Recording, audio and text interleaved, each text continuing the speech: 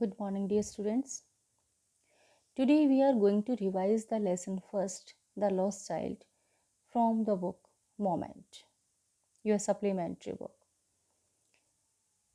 First chapter, The Lost Child, is written by Mulkraj Anand. Mulkraj Anand is an Indian writer. Okay? And the theme of the story is that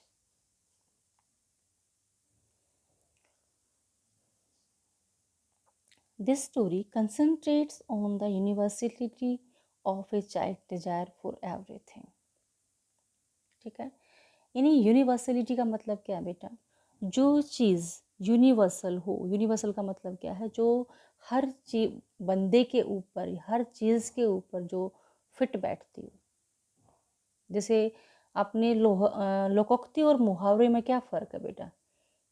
idiom और proverb में यही फ़र्क है कि जो proverb होती है ना, वो यूनिवर्सलाइज होती हैं, ठीक है, यूनिवर्सल होती हैं, और जो इडियम होते हैं वो बेटा एक इनडायरेक्ट मीनिंग होते हैं, ठीक है। जैसे अंधे की लाठी, ठीक है, क्या होगा इसका हिंदी में? एकमात्र सहारा, एकमात्र सहारा, ठीक है। यानी अंधे आदमी की एकमात्र सहारा क्या होता है? लाठी होता है। तो चीज़ क्या है वहाँ पर? एक मीनिंग है, वो इनडायरेक्ट वे में आपको बताया गया है। लेकिन यहाँ क्या है कि प्रोवर्ब का मतलब क्या है कि ऐसी कहावत, ऐसी कुछ लोकोक्ति, ऐसी जो लोकोक्ति का मतलब क्या है? लोक में, यानी जो संसार में जो उक्ति सिद्ध हो जाती है, दैट इज कॉल्ड लोकोक्ति। लोकोक्ति, लोक उक्ति, ठीक है, लोकोक्ति उससे बनी है। आपका हिंदी जैसे संधि करते हैं, लोक जमा में उक्ति, यानी जो संसार में, लोक में जो फेमस हो जाती है, दैट इज कॉल्ड लोकोक्ति। तो ऐसी टाइप से जो है ना, चाइल्ड से जो डिज़ायर होती है, बच्चों की जो डिज़ायर होती है, वो हर चीज़ के लिए होती है। छोटा बच्चा जैसे वो हर चीज़ की डिज़ायर करके, मैं स्वीट्स भी ले लूँ, मैं टॉयज़ भी ले लूँ, मैं ये चीज़ भी ले लूँ, मैं ड्रेस भी अच्छी अच्छी खरीद लूँ। तो ये बात बताई गई है। It is a short story about a child. एक चाइल्ड के बारे में ये एक शॉर्ट स्टोरी है। His aspiration, demands and realisation, यानी खुद वो रियलाइज़ करता है, कभी वो डिमांड करता है, कभी उसकी एस्पिरेशंस होती हैं। एस्पिरेशंस का मतलब क्या है? उसकी, उस बच्चे की भावनाएं, उसके अनुभव, ठीक है, इस टाइप से। The story is mainly focused on the awareness of parents. Story का जो मेन फोकस है वो उसके पेरेंट्स की अवेयरनेस पे है। The message is, we really don't understand the true value of parents and take them as granted. यानी हम क्या करते हैं, छोटे बच्चे क्या करते हैं कि हम पेरेंट्स को वैल्यू नहीं देते हैं। हम उनकी वैल्यू को, जो सच्ची जो वैल्यू है पेरेंट्स की, उसको नहीं समझ पाते हैं और उनको ग्रांटेड ले लेते हैं कि ये तो ऐसे ही करते रहते हैं, ठीक है। This significance of parents is only revealed once they are out of sight and we realize that the world is upside down. असली जो उनकी सिग्निफिकेंस है, उनकी इम्पोर्टेंस का पता हमें तब चलता है जब वो हमारी आँखों से ओझल हो जाते हैं और हमें रियलाइज़ होता है कि उनके बिना जो है ना, सारा संसार अपसाइड डाउन का मतलब होता है उलट पुलट दिखाई देता है हमारे को। That is what the little child realised once he got lost in a fear. जो कि एक छोटे बच्चे को रियलाइज़ होता है जब वो मेले में खो जाता है। The ending is emotional as the reader keeps on guessing whether the lost child would have finally found his parents or not। यानी लास्ट में, इस लेसन की स्टोरी के लास्ट में हमें ये नहीं बताता राइटर कि बच्चे को अपने माँ बाप मिले हैं या नहीं मिले हैं, और पेरेंट्स को भी अपना बच्चा मिला है या नहीं मिला है। देखो, मेरे हिसाब से जो इसकी जो थीम है वो दोनों तरफ से ही है, क्योंकि पेरेंट्स को भी अपने बच्चों को ग्रांटेड नहीं लेना चाहिए। पेरेंट्स को भी अपने बच्चे की फीलिंग को समझना चाहिए, और अगर वो उस चीज़ को अफोर्ड नहीं कर सकते हैं तो उनको भी अपने बच्चे से कम्युनिकेशन करना चाहिए, उनको रीज़न बताना चाहिए, उनको उनकी काउंसलिंग करनी चाहिए। बच्चा तो काउंसलिंग कर नहीं सकता ना पेरेंट्स की, बच्चा तो बच्चा है, तो जिद करेगा। लेकिन पेरेंट्स को अपनी सिचुएशन के अकॉर्डिंग बच्चों की काउंसलिंग करनी चाहिए। अब बच्चा क्या है यहाँ पर, बच्चा जो है ना बार बार अपने पेरेंट्स का साथ छोड़ देता है, कभी वो आगे भी निकल जाता है, कभी वो पीछे रह जाता है। क्यों? क्योंकि उनकी जो मेले में, फेयर में जो भी चीज़ें हैं वो उसको फैसिनेट करती हैं, कि उसने पहले कभी देखी नहीं ना वो चीज़ें। अब स्ट्रीट्स हैं वो उसको फैसिनेट करती हैं, बैलून्स हैं वो उसको फैसिनेट करती हैं, झूला है वो उसको फैसिनेट करता है, यानी हर एक चीज़। स्नेक चार्मर है वहाँ पर, वो उसको फैसिनेट करता है। तो वो उनको देखना चाहता है, उनको एंजॉय करना चाहता है, लेकिन पेरेंट्स उसको कुछ नहीं दिलाते हैं। और बच्चा जो है ना, देखो उसकी साइकोलॉजी क्या बन जाती है, एक बच्चे की भी ये साइकोलॉजी बन जाती है कि क्या फ़ायदा, अगर मैं पेरेंट्स को कहूँगा हर बात में वो यही सोचता है। तो इसलिए बच्चों को भी अपने पेरेंट्स को अंडर एस्टिमेट नहीं करना चाहिए, उनको भी जो चीज़ चाहिए एक बार अपनी फीलिंग्स को पेरेंट्स के सामने एक्सप्रेस करना चाहिए। वही बात है बेटा, ना तो वही क्या पता हाँ हो जाए। इसलिए हमें कभी भी कोशिश करना नहीं छोड़ना चाहिए। हमारे मन में कोई बात है, यानी बच्चों के मन में कोई बात है, तो उसको अपने पेरेंट्स के साथ ज़रूर शेयर करना चाहिए। क्या होगा अगर पेरेंट्स एक बार गुस्सा भी कर देंगे या मना भी कर देंगे उस चीज़ को लेने के लिए, तो फिर क्या हो गया। कम से कम हमें आगे चल के किसी न किसी बड़ी मुसीबत का सामना ना करना पड़े, जैसे वो बच्चा अपने पेरेंट्स से अलग हो गया। ठीक है, तो वहाँ पर कौन सफ़र करता है, पेरेंट्स भी सफ़र करते हैं और बच्चे भी सफ़र करते हैं। तो ऐसी सिचुएशन ना आए कि कोई भी सफ़र ना करे। तो इसलिए पेरेंट्स को भी अपने बच्चों को समझना चाहिए, उनकी फीलिंग को समझना चाहिए, और बच्चों को भी हर बात अपने पेरेंट्स के सामने रिवील कर लेनी चाहिए, डिस्क्लोज करनी चाहिए। Is that clear? चलिए अब इसकी समरी क्या है लेसन की। Happiness of the fair. The little child was excited because he was inviting the fair, sorry visiting the fair. वो बहुत एक्साइटेड था कि चलो, होते हैं छोटे बच्चे हैं, एक्साइटेड तो होते ही हैं, मेले में जाना है। तो आजकल जैसे बच्चों का मेले में जाना थोड़ा सा एक्साइटमेंट कम हो गई, क्योंकि सब कुछ मोबाइल फ़ोन ने रिप्लेस कर दिया है। जब हम थे छोटे छोटे तो हम जाया करते थे मेलों में, और हमें भी बहुत एक्साइटमेंट होती थी कि वो ये चीज़ देखेंगे, बैलून होंगे अलग अलग टाइप के, स्वीट्स होंगी वहाँ अलग अलग टाइप की, ठीक है, झूले होंगे वहाँ अलग अलग टाइप के। तो होता है, बच्चों का एक्साइटमेंट होता है मेले में, ठीक है, अलग अलग जैसे टॉयज़ हैं और सब कुछ मतलब वहाँ मिलेगा। तो वो मेले में आकर के विजिट कर रहा था, उसके लिए वो एक्साइटेड था। This journey to the fair was overwhelming, यानी ये जो जर्नी थी उसकी फेयर की ओर, वो ओवरवेलमिंग का मतलब उसके ऊपर इमोशनली जो है ना बड़ी छाई हुई थी। On the way he was often attracted by things which he witnessed. जो चीज़ें उसने देखी उनसे वो बड़ा विटनेस का मतलब है उनको देखना, उनसे बड़ा वो इम्प्रेस था, अट्रैक्ट हो रहा था। He was fascinated by each and everything. In the fair he was attracted by the toys displayed in the shop. और फेयर में जो है ना, जो किसी भी शॉप में उसको टॉय दिखाई देते हैं जो शॉप के अंदर डिस्प्ले किए गए थे, उनसे वो बड़ा अट्रैक्ट होता है। He wanted to buy toys but his parents refuse to buy them. वो खिलौने खरीदना चाहता था, लेकिन पेरेंट्स जो है ना उसको मना कर देते हैं खरीदने के लिए। There were sweet shops in the fair and several type of sweets such as gulab jamun, rasgulla, barfi, jalebi were displayed in the plates. यानी प्लेट के अंदर बर्फ़ी, जलेबी, रसगुल्ला, गुलाब जामुन को डिस्प्ले किया गया था, और वो उसको उनमें से भी पसंद थी उसको कई मिठाइयाँ। The child wanted to eat them, खाना चाहता था। His favourite sweet was barfi. His mouth watered but his parents paid no attention to his request. लेकिन उसने कहा भी, लेकिन उसके पेरेंट्स ने उसको कोई अटेंशन नहीं दी। चलो चलो चलो आगे चलो आगे चलो, ऐसे ऐसे बोलते रहे, और वो बच्चा, वो पेरेंट्स आगे निकल गए और वो बच्चा उन सब चीज़ों को देखते हुए, निहारते हुए वो पीछे रह गया। ही often walked behind his parents. क्या होता है, जैसे सपोज करो आप फेयर में जाते हो, अपने पेरेंट्स के साथ साथ रहते हो, लेकिन आप किसी चीज़ के प्रति बहुत अट्रैक्ट हो जाते हो, तो क्या करोगे आप उस चीज़ को देखते रहोगे। पेरेंट्स का पीछे से ध्यान नहीं रहेगा, वो सोचते हैं तुम्हारे पीछे पीछे आ रहा होगा बच्चा, और आप वहीं पर रह गए और पेरेंट्स आगे निकल गए। और मेले में तो आपको पता है फेयर में तो कितनी भीड़ होती है, ठीक है। तो ऐसे ही उसके साथ हुआ। ही often walked behind his parents and sometimes he was attracted by things in the fair. That is natural. वो लेखक ने पहले भी कहा है कि बच्चे जो है ना फेयर में जा कर के वो जो अलग अलग चीज़ें रखी गई हैं उनसे वो फैसिनेट हो जाते हैं, अट्रैक्ट हो जाते हैं। He lagged behind his parents, वो अपने पेरेंट्स से पीछे रह गया। In the meantime his parents also give him a cautionary call, come child come. ठीक है, इन द मीन टाइम का मतलब बीच बीच में, जब वो कहीं रुक जाता था तो बीच बीच में उसको बोलते भी रहे पेरेंट्स ऐसे, तो ये कॉशनरी जो है ना, एक बचाने वाली जो कॉल है, उसको बचाने का मतलब है अपने साथ लेने के लिए। ठीक है, बोलते रहे कि चाइल्ड कम, आओ आओ जल्दी आओ।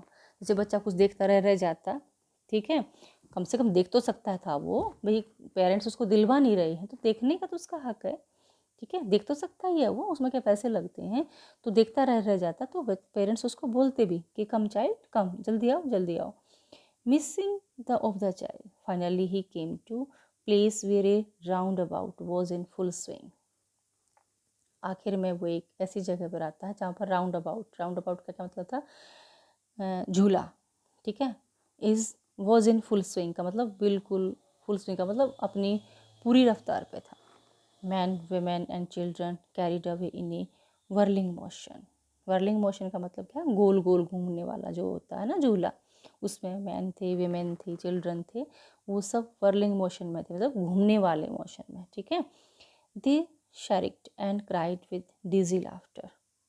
शरिक्ड का मतलब चिल्लाना, एंड क्राइड का मतलब भी चिल्लाना ही होता है। डिजी लाफ्टर का मतलब क्या है, बिल्कुल ऐसे बिल्कुल दिल खोल के जो हंसते हैं वो, उस लाफ्टर के साथ होता है ना। कभी आपने भी अपना एक्सपीरियंस याद करो बेटा, कभी आप फेयर में गए हो, वहाँ पर आप झूला झूले हो, तो जो बहुत ही रोमांटिक होते हैं, जो बहुत एक एडवेंचर्स होते हैं, जो तो क्या करते हो आप, चिल्लाते हो ना खुशी से, रोने के लिए नहीं, खुशी से चिल्लाते हो, ऊ ऐसे ऐसे करते हो आप, ऊ। ठीक है, तो ऐसे जो है ना, वो डिजी लाफ्टर में हंस रहे थे वो और चिल्ला रहे थे।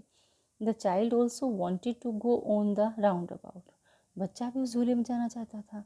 ही made a request to fulfil his desire, उसने अपने पेरेंट्स से रिक्वेस्ट की अपने डिजायर को पूरा करने के लिए। But there was no reply from his parents, लेकिन पेरेंट्स ने कोई रिप्लाई नहीं किया।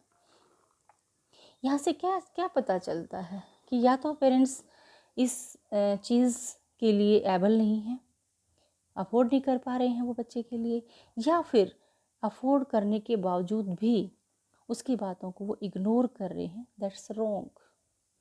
जो सेकंड वाला पॉइंट है वो रॉन्ग है। फर्स्ट वाला पॉइंट है, देखो रॉन्ग तो दोनों ही हैं।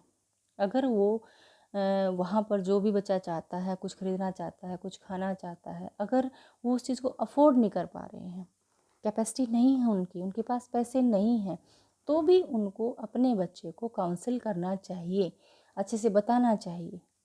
ठीक है, कि बेटा ऐसे ऐसे बात है, पैसे नहीं हैं तो कोई बात नहीं, आप इनको देख लो। ठीक है, अब हम आपको कहीं कभी फिर झुला देंगे, कहीं और झुला देंगे, ऐसे बच्चे को हम बहला भी सकते हैं। लेकिन अगर उनकी कैपेसिटी है, उनके पास पैसे हैं, फिर भी वो बच्चे को इग्नोर कर रहे हैं, तो ये बहुत ज़्यादा गलत है। ठीक है, क्योंकि बच्चे की जो साइकोलॉजी होती है वो बहुत ही डेलिकेट होती है। ठीक है, तो उनको अपने बच्चे की डिज़ायर, इस टाइप की डिज़ायर जो है ना, बचपन की डिज़ायर को ज़रूर पूरा करना चाहिए। He made a request to fulfil his desire but there was no reply from his parents. Actually he was attracted by the roundabout. Actually क्या हुआ कि जो राउंड अबाउट जो था, झूला था, उससे वो बहुत अट्रैक्ट हुआ। He stayed and watch the roundabout, वो वहाँ रुक गया, उसको देखता रहा। To his surprise when he turn to look for his parents, यानी सरप्राइज़ की बात क्या हुई कि जब वो पीछे मुड़ा अपने पेरेंट्स को देखने के लिए, होता है ना, एक बार तो वो इतना खो गया उसमें, इतना फैसिनेट हो गया कि उसको ध्यान ही नहीं रहा कि पेरेंट्स ने उसको बोला भी होगा कि भाई चलो भाई आगे चलते हैं। उसके पेरेंट्स आगे निकल गए और वो वहीं रुक गया। तो थोड़ी देर के बाद जब उसको झूला देख लिया तो एकदम से ध्यान आया, वो हो पीछे मुड़ के देखा तो पेरेंट्स ही नहीं थे। ही डिडंट फाइंड दैम, उसके पेरेंट्स नहीं मिले। एक्चुअली ही वाज लॉस्ट, क्या हुआ, वो खो गया था। A stranger tries to console him, तो एक स्ट्रेंजर आता है जो उसको कंसोल करने की कोशिश करता है, शांत करने की कोशिश करता है। A kind man from the crowd came forward and picked him up in his arms. He was ready to buy all the things he wanted earlier but he refused him. He only said I want my mother, I want my father. अब देखो चीज़ क्या है कि वो बहुत रो रहा था। ठीक है, और वो क्या हुआ जैसे आपने पता है कि फेयर में काफ़ी भीड़ होती है, वो भीड़ में घुस गया, जो भी उस जैसे जो भी मतलब उसके फादर ने टर्बन डाल रखी थी, पगड़ी डाल रखी थी, वो जस्ट किसी की भी पगड़ी ऐसी देखता था तो उसकी तरफ भागता था वो, और फिर देखता था नहीं ये तो, जब फेस देखता था उसको लगता कि नहीं ये तुम्हारा फादर नहीं है, ठीक है। वो मदर फादर जैसे चिल्ला रहा था और वो जाके भीड़ में घुस गया था। तो एक इतना छोटा सा बच्चा और भीड़ में बड़े बड़े आदमी, तो उसको जो बड़े बड़े आदमी, एक तो वो वैसे ही पैनिक था वो, वैसे उसके पेरेंट्स गुम हो गए थे, और उसको वो शक्ल, उन लोगों की शक्ल जो ना बहुत बड़ी लग रही थी, मतलब डरावनी लग रही थी, क्योंकि हर कोई उसके लिए स्ट्रेंजर था वहाँ पर, वो वैसे ही पहले पहले ही पैनिक में था। तो जब भीड़ में कोई उसको कुचलने ही वाला था तो एक बहुत बड़े से आदमी ने, मतलब एक यंग आदमी ने आकर के, एक स्ट्रेंजर ने उसको अपनी गोदी में उठा लिया, एकदम से लपक लिया। अगर वो उस मोमेंट को स्लिप कर जाता तो वो बच्चा कुचला जाता पैरों में। एकदम से उसने उठाया और उससे पूछा कि क्या बात है, कि आप क्यों रो रही हो। तो उसने बताया कि हाँ मेरे पेरेंट्स गुम हो गए हैं और मैं गुम हो गया हूँ, ठीक है। तो फिर वो कहता है कोई बात नहीं, आपके पेरेंट्स मिल जाएंगे। लेकिन वो स्ट्रेंजर जो है ना, उसको हर वो चीज़ ऑफर करता है जिस चीज़ को वो पसंद करता है, ठीक है। लेकिन अब बच्चा रोए जा रहा है, सिर्फ ही इज़ ओनली क्राइंग। क्यों? कि अब उसको उन चीज़ों से कोई लेना देना नहीं है। अब उसकी प्रायोरिटी क्या है? उसकी प्रायोरिटी सिर्फ उसके पेरेंट्स हैं, ठीक है। वो झूला झुलाने के लिए भी कह रहा था कि बच्चा चुप हो जाए, उसको हर कोशिश करता है कि वो चुप हो जाए, लेकिन वो बच्चा चुप नहीं हो रहा है, ही इज़ क्राइंग कॉन्टिन्यूसली। उसको स्वीट्स दिलाने के लिए भी तैयार है, उसको गार्लैंड दिलाने के लिए भी तैयार है, हर कोई चीज़ उसको दिलाने के लिए तैयार है, लेकिन वो बच्चा नहीं मान रहा है। तो यहाँ क्या शो होता है, देखो तब उस बच्चे को पता चलता है कि पेरेंट्स की वैल्यू क्या होती है, ठीक है। फिर तो ये सोचता रहा वो, कोई नहीं ऐसे बोलते रहेंगे पेरेंट्स, क्या हो गया, हैं तो मेरे साथ ही, ठीक है। लेकिन देखो यहाँ पर एक फ़र्क पड़ता है बच्चे को कि भाई हर वो चीज़ जो वो बहुत ज़्यादा पसंद करता है, उसको वो चीज़ अब बिल्कुल भी नहीं चाहिए। अब उसकी प्रायोरिटी, अब उसकी पसंद सिर्फ और सिर्फ क्या है, पेरेंट्स है। यानी पेरेंट्स है तो सब कुछ है, अदरवाइज कुछ भी नहीं है। ये टीनेज के बच्चों को, ये छोटे बच्चों को ये चीज़ समझ लेनी चाहिए कि उनकी दुनिया जो है ना, उनका वर्ल्ड जो है ना, world of happiness, world of cheers कब है उनके लिए, जब उनके पेरेंट्स हैं। So they should always respect their parents, whether that is a girl और ए बॉय, ठीक है।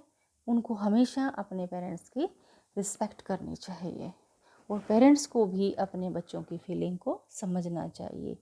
They should hit the attention to the feelings of the children, and children also should pay respect to the parents.